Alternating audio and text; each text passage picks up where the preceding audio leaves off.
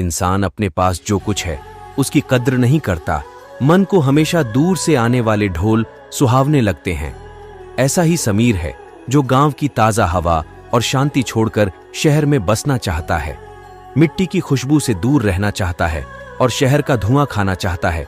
मजबूरी और जिम्मेदारी सब कुछ करती है, लेकिन समीर को ऐसी कोई आवश्यकता नहीं थी। घर छोड़ते समय पिता ने बताया कि गांव में हमारे पास पर्याप्त भोजन है, भगवान की कृपा इतना कर सकती है। फिर क्योंकि तुम हमारा एकमात्र बच्चा हो, हम चाहते हैं कि तुम हमारे साथ रहो। लेकिन समीर विश्वास करने को तैयार नहीं था। समीर हालांकि इसे मानने को तैयार नहीं था। पिताजी को बताया कि मैं यहां रहना नहीं चाहता क्योंकि आपने पूरी जिंदगी वहां बिता दी। पिता ने कहा कि जो कुछ हमने कमाया है वह तुम्हारे लिए है, फिर तुम घर और जानवरों को छोड़कर वहां एक छोटी सी नौकरी करना चाहते हो। एक बार फितूर सर पर सवार होने के बाद कहां उतरता है। वयस्क बच्चे यह भूल जाते हैं कि माता पिता की बातें सिर्फ शब्द नहीं है बल्कि उनके जीवन का अनुभव भी है। समीर ने इनकार करते हुए कहा, अब पहले जैसा जमाना नहीं है। आप लोग इतना क्यों सोच रहे हो? मोबाइल है और वीडियो कॉल भी है। मैं भी हर दिन आपको दूर बैठा दिखाई दूंगा।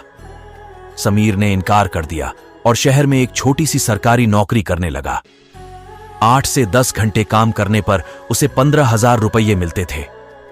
माता पिता को बताया गया था कि वह काम करने लगा था। अब पहले जैसा जमाना नहीं है।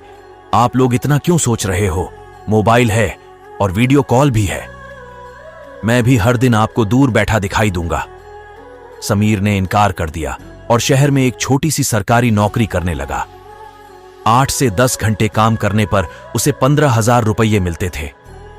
माता पिता को बताया गया था कि वह काम करने लगा था। पिताजी ने फिर कहा, बेटा हमें तुम्हारी याद आती है तो घर आ जाओ। समीर ने शहर में रहना चाहा।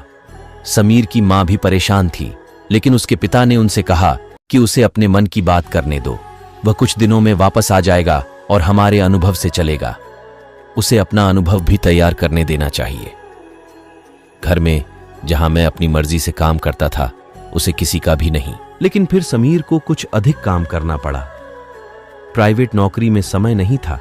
घर पर बात करना कम होने लगा। जब उसने अपने घर का फोन करीब 4 दिन बाद उठाया, उसके पिता ने कहा कि उसके बेटे को फोन पर बात करने का समय ही नहीं था। पिताजी ने कहा कि 3 दिन पहले तुम्हारी मां का पैर टूट गया था। समीर ने कहा, मां अब ठीक है? पिताजी ने कहा, प्लास्टर चढ़ा है। समीर ने कहा कि पापा मुझे अभी छुट्टी नहीं मिल सकती, इसलिए आप वीडियो कॉल से बात करवा दें।